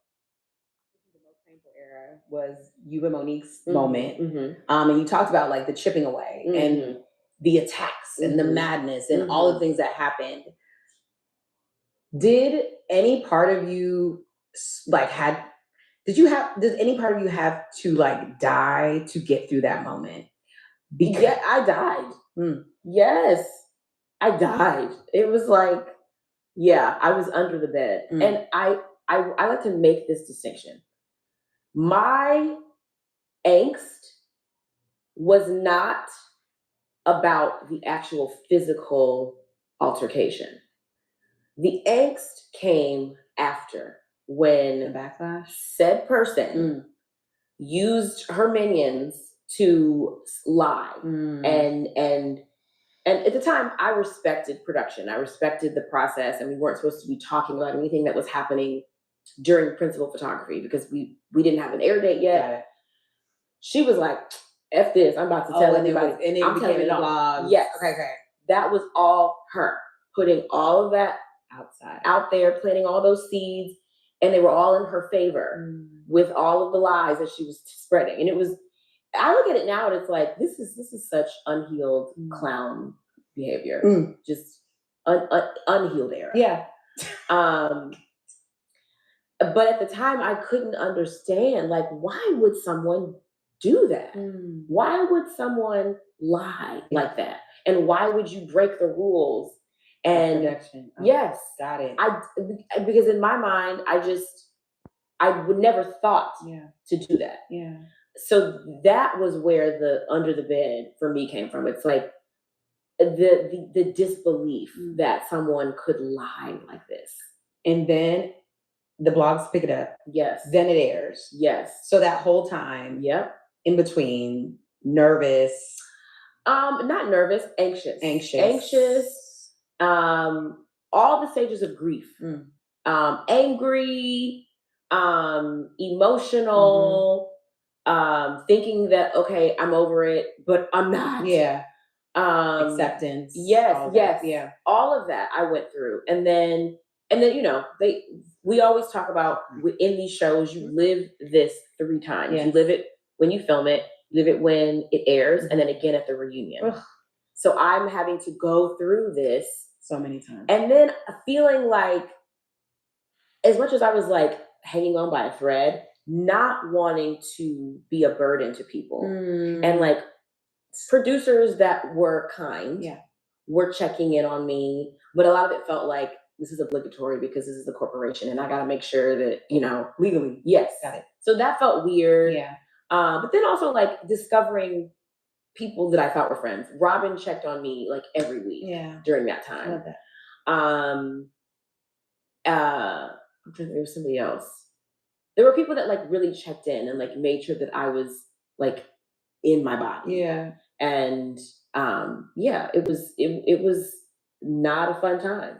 So for 2 years, because that like 3 times, pretty much almost for like a year or two, you had to be in survival mode. And even after that, people would still like come up to me and be like, I can't believe that she did that, and or online, never to my face, online, she should be all of that. Yeah. What does that do to your spirit? Because you said that you were confident and cute, and you outside, and then you come on the show, which no one knows what it's going to be. Right. No, you don't know until you're in it. And you don't know until you're in it, into what circumstances you're going to be thrown into. What did that do to your spirit, and how did you fight? Like, how did you fight for this version? Yeah. Because there are people who are going through stuff. They might not be on reality TV, but they might be in college and they got in the wrong fight. And you're okay, I'll leave it right there. Is this the one I want to hear? No. Yeah. There's so many moments and conversations that I think of anything specific. And okay, here we go. Do you, especially now that you have kind of taken a step back, what do you think is the biggest misconception about your time? Is there ever a story or something that you were like, that is so wrong? I need y'all to know that this didn't happen like this. And I need y'all to leave me be. I can't think of anything specific. That's good. Yeah. Because sometimes when people, it sits with them. Yeah. They're like, no, there was that one moment. One thing I know for a fact is that I came onto the scene bright-eyed and naive and open and really thinking I was coming to make friends. Yeah. Also coming to, you know, advance my dreams and my career, but I really thought I was going to make friends. Yeah. And I learned very quickly that these are not your friends. These aren't even your people. And I would say all the time, these are not your people. Like, and it would blow my mind that I could, to come from a space where I always say I was loved. I was always loved in pageants, in politics, everything that I did. Everybody loved me. And I say that as humbly as possible. I didn't know how to be hated. I didn't know how to be disliked because no one openly disliked me. Right. And to go from that to being ridiculed and, you know, made fun of for generational wealth and just made fun of for crying and made to feel like I need to question everything about myself when I was confident when I walked in. I walked in very confident. And slowly I was made to feel like I had to chip away at my own self. And then I had to do like a resurgence and come back and bring myself back together, because no one is going to come and save any of you. No one's coming to save us. You have to save yourself. That's a really good lesson. Yeah. No one's coming to save you. Nope. It's always our job to try and show up. So that's some of what Candace had to say. You know, again, I think that if you have not watched the interview, I think you should definitely go check out the interview. I thought it was really, really good. And I'm not just a sit down and listen to like an hour and a half, 2 hour interview. That's just really not my judge. So for me to be able, girl, I'll be all over the place. I was like, let me listen to this. I was like, oh, this is actually pretty good. And so I listened to the whole thing. Yeah.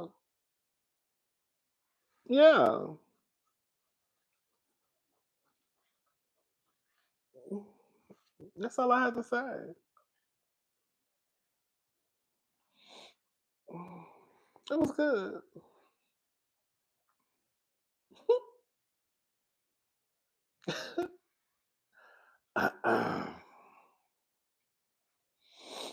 Yeah. It was a cute one too. I would definitely recommend it as a listen. I think Candace is smart. I think she's funny. I think she's quick-witted.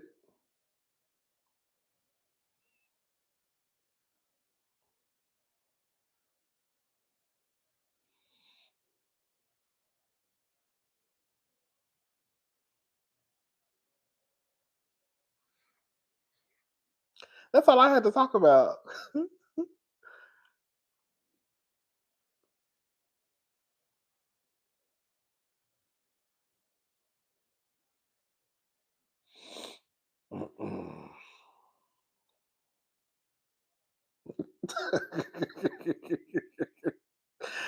Oh, that's a mess.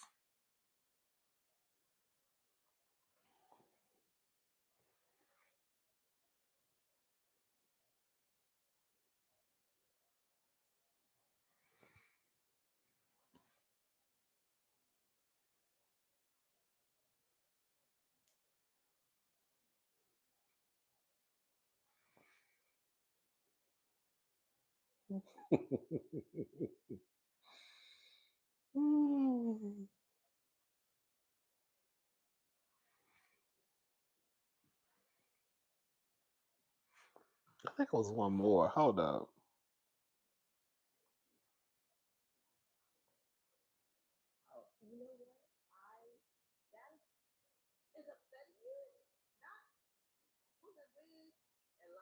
Oh, hold up. You know what?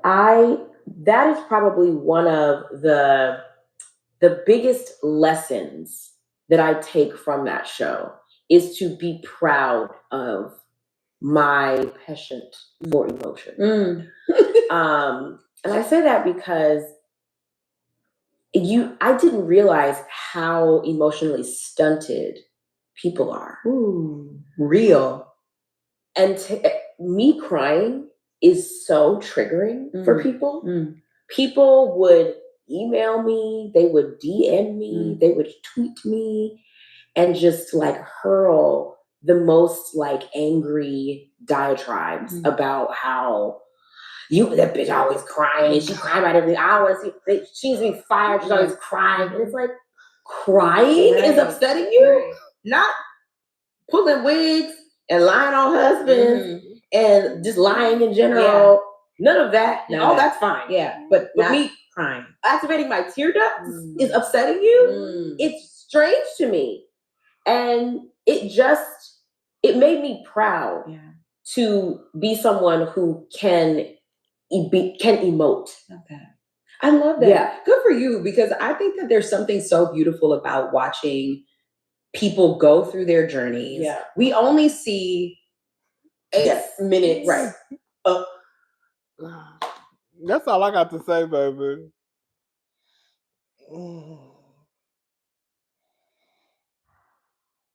Oh, baby. Baby. You know, I'm team Candace, baby. You know, I'm team Candace. All the way. I'm team Candace. I'm team Candace, baby.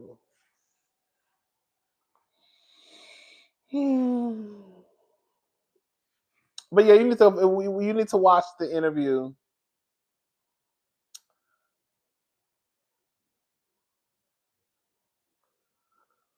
Girl, Candace had the girls upset. Y'all know what it was. The girls hate Candace.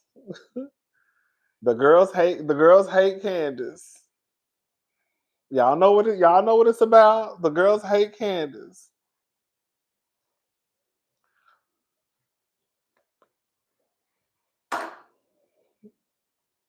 I do remember people hating the fact that even though she did cry a lot, but it wasn't anything that made me want to hate her. I just felt like if that's the thing that makes you hate somebody, girl, you really don't have an issue with them. And more than likely, the people who have issues with people crying more than likely grew up in a household where crying was not acceptable. More than likely.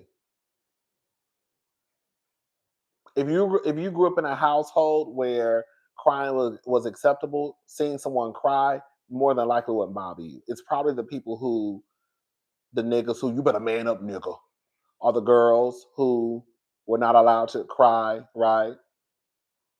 That's what I'm thinking in my head. Excuse me. But hopefully one day,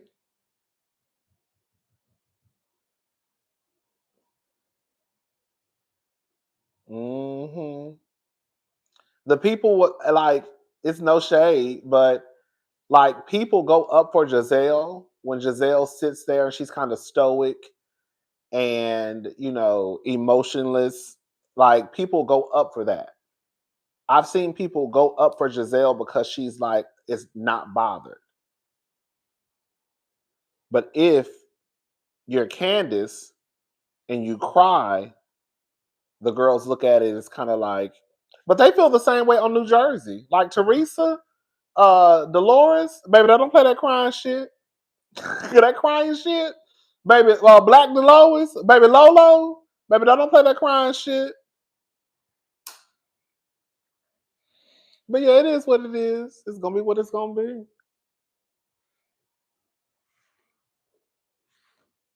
Well, I did good on my time tonight. I'm doing good on time. I'm so happy. Thank God.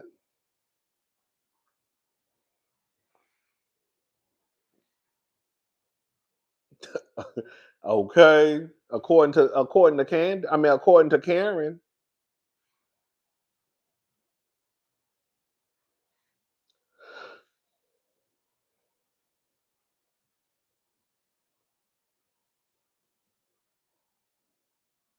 Okay.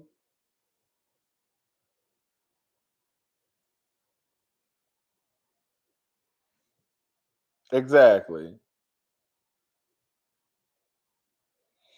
I feel like for a lot of people it's hard to cry. I didn't come from a family that cried at all. I rarely saw my grandmother cry. I saw my mother cry a couple of times.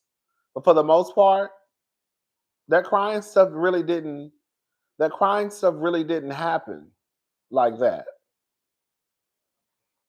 in my family. Not growing up at all. I remember my grandmother's children dying and her at the funeral not crying. My first time seeing my grandmother cry was when I graduated from high school and I was about to move. And I remember walking past the living room and she was crying and that shit shocked the fuck out of me. Girl, do you hear me? And I was about, like, I didn't know what was happening. Girl, it felt like I was like in a twilight. zone world. I was like, what the fuck is going on? That shit was weird as hell to me because I had never seen my grandmother cry up until that point. That was the first time when I was about to move and she was crying. Because I lived with her my last 2 years of high school. And that shit was weird as hell to me. I told her I wouldn't move. I was like, I won't move. Ah, girl. Mm-hmm.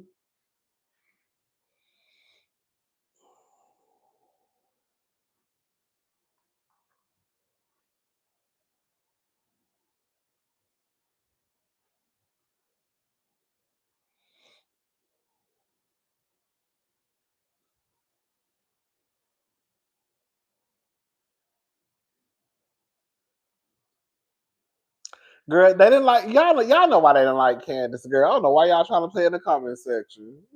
I don't know why y'all trying to play. Okay, but it is what it is. That's our girl. That's our girl. We love Candace over here, baby. I hope one day, when it's healthy for her, I would love to see her back on reality TV, even if it's not Potomac.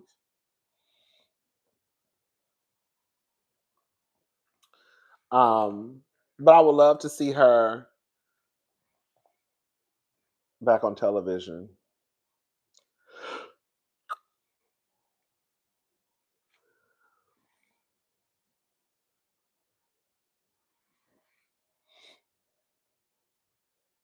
Right. Exactly. If we cried, mom said, I'm going to give you something to cry for. Right. That crying shit was not acceptable. But I feel like that's for a lot of people. That's why I think that so many people were triggered when they saw Candace crying. Because it's like, bitch, why are you crying? Because you were not allowed to cry, more than likely. That's what I feel. Like, I hate to say it. I'm going to go ahead and say it. Y'all, you notice that people, as much as they were opposed against crying, their go-to was violence. Hey, Rodney, thanks for always making me laugh. Love hearing your point of view. Thank you, Dr. Payne Nestor. Thank you so much. The crying shit was too much. But I hope Monique come back and whoop your motherfucking ass. Like it was shit like that. Like you hate crying, but you love to be violent.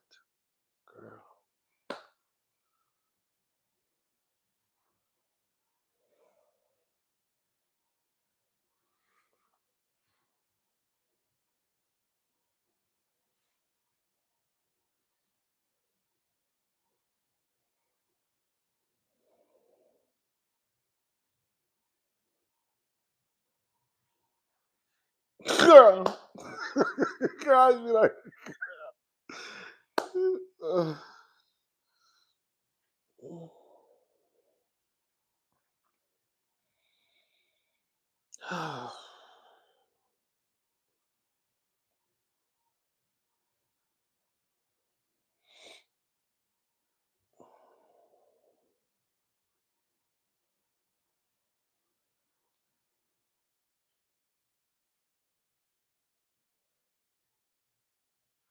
I think she'll be okay. I mean, Candace ain't said nothing to Giselle that Giselle ain't said. We're gonna be honest.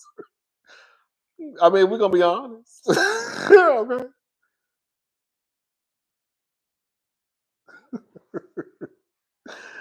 Oh man.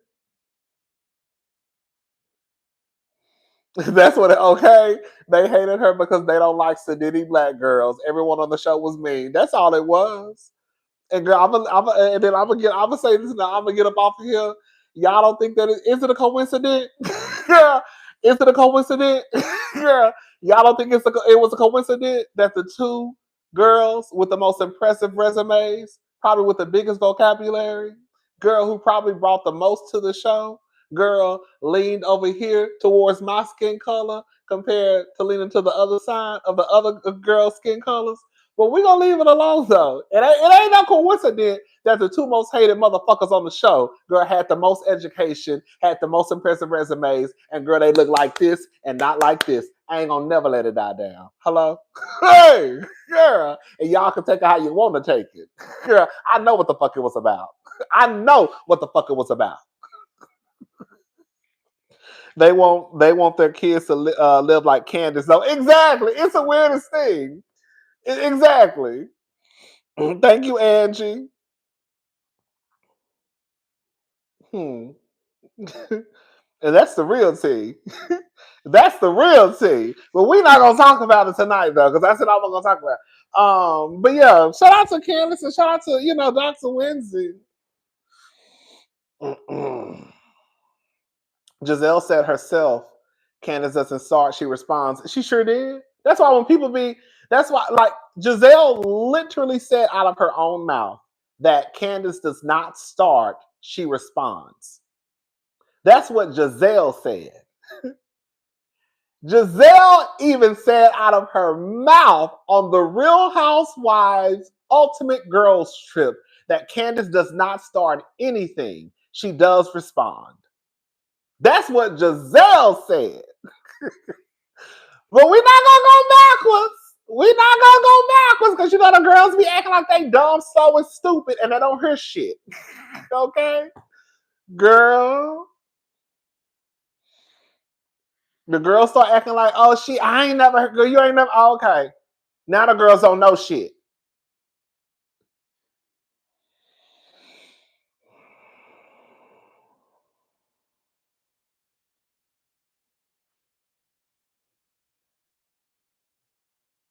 Girl, exactly.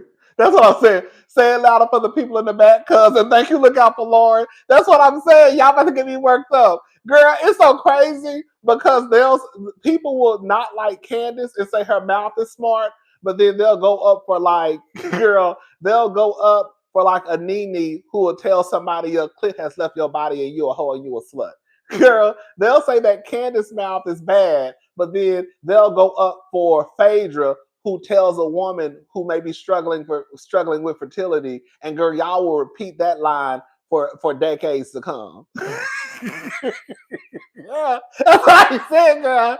Girl, half of the time, the girls even say that. Girl, y'all don't like say it louder for the people. Okay, thank you. Look out for Lauren. Say it louder for the people in the back, cousin. Y'all will say that Candace mouth is smart, but then girl, Karen will sit right across from girl Giselle and tell her she's a hoe from Hampton University with a hot box who made a visit to Sing Sing. Girl, what the fuck? Bitch, what? Girl, this lady just told us how she's a hoe from Hampton University. Do you hear me? And then said she made a trip to a mental health institution, and y'all said that Candace is mean. Bitch, what? Girl, what? Girl, what? Girl, what?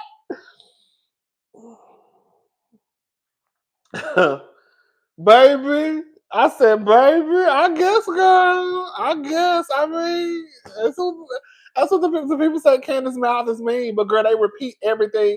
They said that Candace was wrong for talking about Ashley.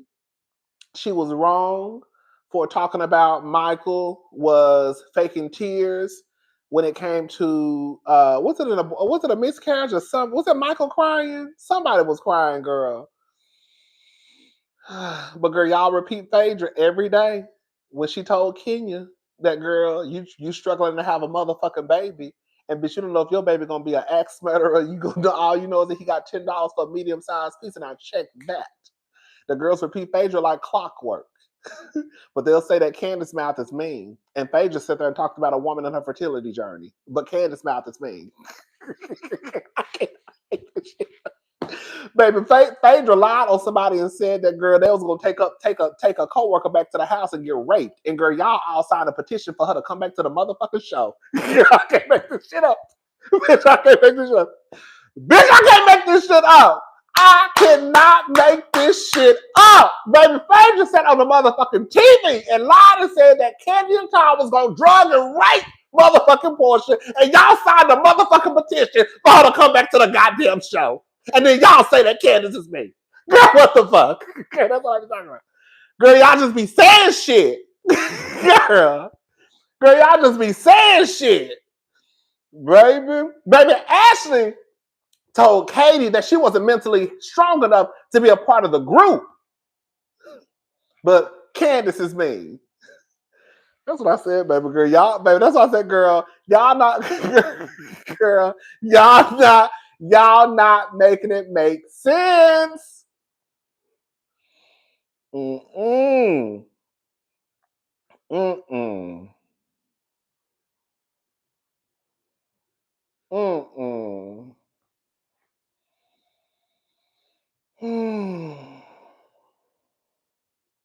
Oh, she also talked about too, Candace. She also talked about too how she was kind of pigeonholed into like being the reactor of the group.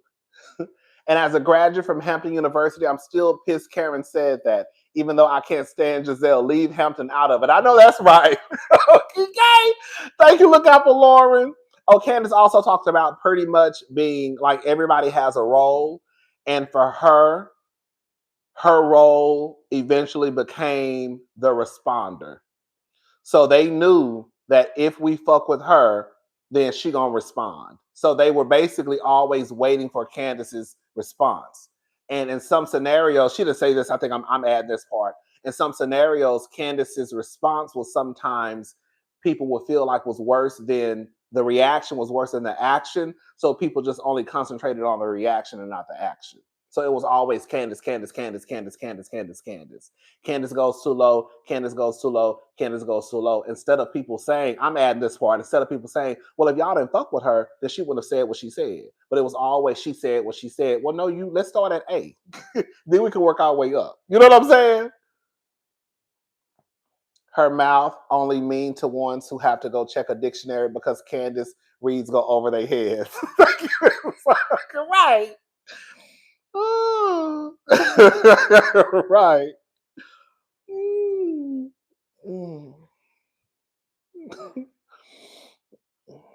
But it is what it is, girl. It's gonna be what it's gonna be. All right, y'all. Right. Girl, I always said that Ashley is the person that people think Candace is. I always said that. And y'all know I went up for Ashley. Hello? But I also knew that, girl, y'all got the girls mixed up. Y'all think that Candace is who, y'all think that Candace is, Ashley really is who Candace is, basically. Ashley done talk, baby, Ashley is messy as hell. She done talked about the husbands, all types of shit. Raised penis. Girl, Ashley didn't give a damn. All Ashley had to do was have those babies, and people forgot everything that Ashley had done.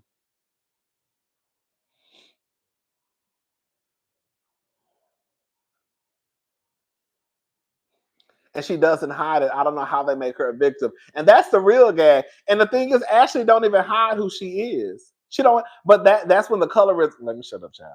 Ashley don't hide who she is at all. Ashley does not hide who she is on TV.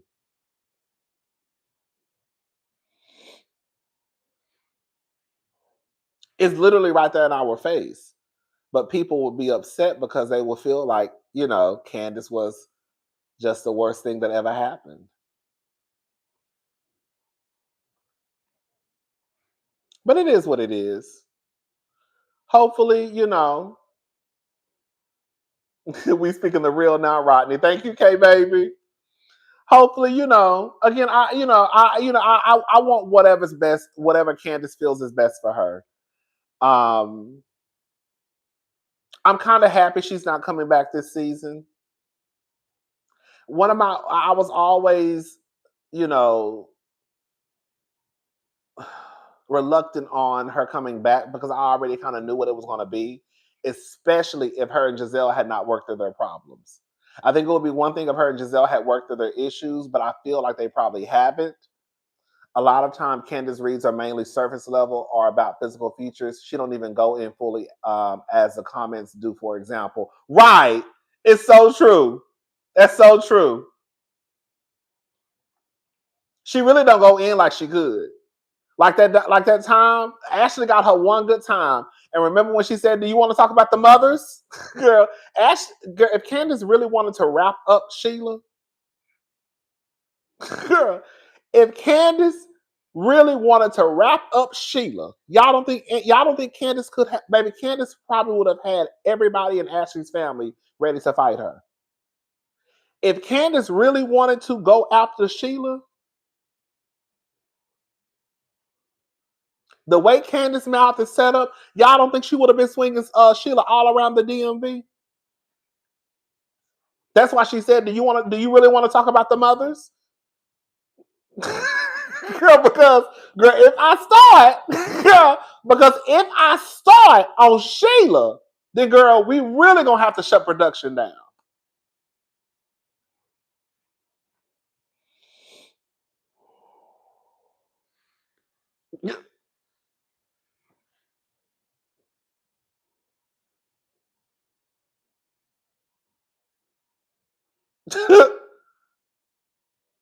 Okay. So yeah, I really don't think Candace even really went to like the levels that she could have really went to with some of the girls. If Candace really could have been downright mean. Like, she really could have been like mean.